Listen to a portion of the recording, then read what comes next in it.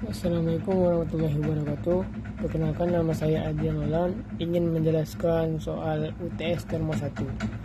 Nomor 1 yaitu jawabannya isotermal proses, yaitu proses pada suhu konstan yang dinamakan dengan T. Yang kedua itu isobarik proses, yaitu proses pada tekanan konstan dinamakan dengan P. Yang ketiga itu isokorik proses, yaitu proses pada volume konstan dinamakan dengan V. Selanjutnya soal nomor 2, diketahui tinggi total silinder itu H sama dengan 6 meter, tinggi air atau water sama dengan 3 meter, tinggi minyak atau oil sama dengan 3 meter, raw water sama dengan 1000 kg per meter pangkat 3, spesifik gravity minyak 0,85, maka raw minyak sama dengan 0,85 dikali 1000, maka dapat hasil 850 kg per meter pangkat 3, dan gravitasi 9,81 meter per sekon kuadrat. Yang ditanya itu delta P. Delta P sama dengan tekanan bawah dikurangi tekanan atas, yaitu raw water dikali gravitasi dikali water ditambah raw oil dikali gravitasi dikali oil, yaitu raw water itu 1000 dikali gravitasi 9,81 dikali water yaitu 3 meter, lalu ditambah raw oil yaitu 850 kg per meter pangkat 3 dikali gravitasi 9,81 dikali oil yaitu 3 meter, maka diperoleh hasil 54.445,5 Pascal, maka dijadikan KPA yaitu 54,45 KPA. Soal nomor 3, diketahui Qin sama dengan 30 kJ, Qloss atau panas yang hilang yaitu 5 kJ, W atau usaha 500 Newton kali meter sama dengan 0,5 kJ, energi awal atau EI sama dengan 12,5 kJ.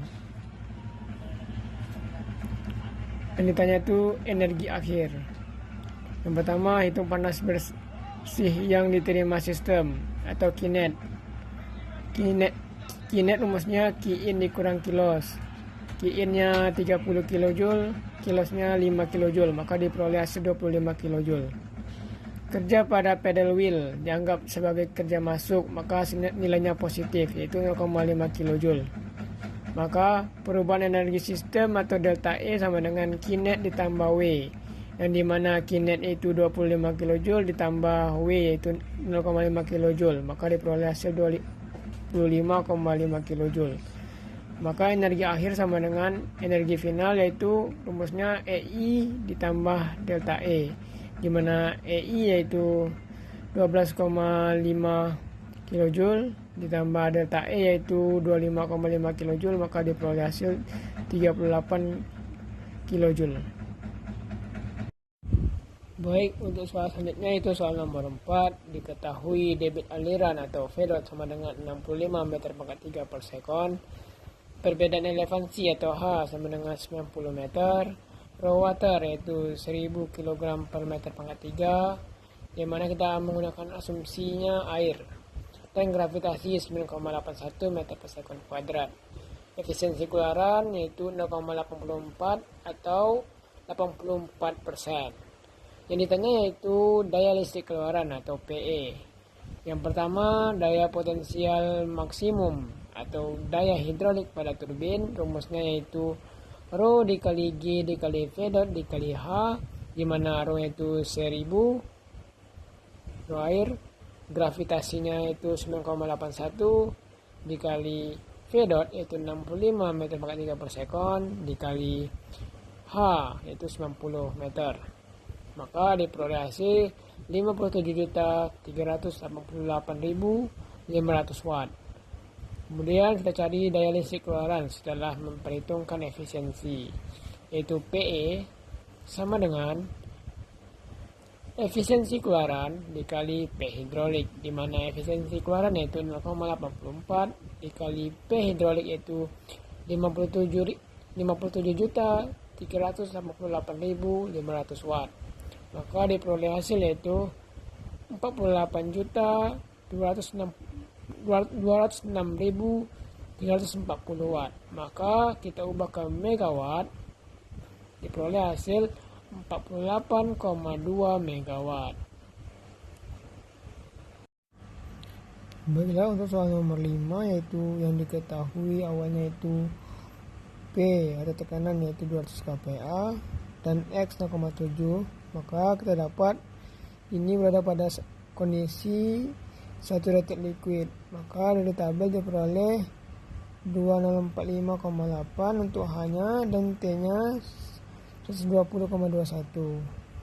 Untuk yang baris kedua yaitu yang diketahui hanya H dan T, maka dari T140 didapat fase description-nya saturated liquid, maka diperoleh P-nya 361,53 dari tabel dan X-nya 0,56. Selanjutnya pada baris ketiga yaitu yang diketahui hanya P yaitu tekanan dan X 0,00.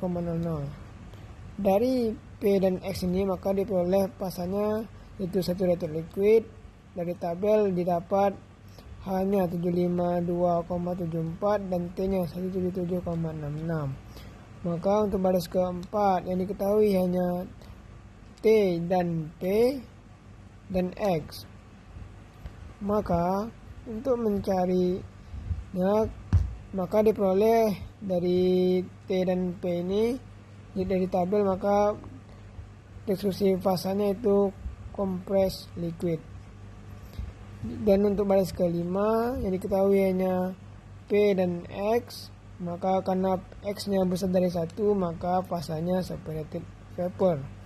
Dari tabel saturated vapor diperoleh hanya 3162,2 dan T-nya 350. Mungkin sekian presentasi dari saya. Apabila ada salah kata mohon dimaafkan. Wabillahi taufiq wal hidayah. Wassalamualaikum warahmatullahi wabarakatuh.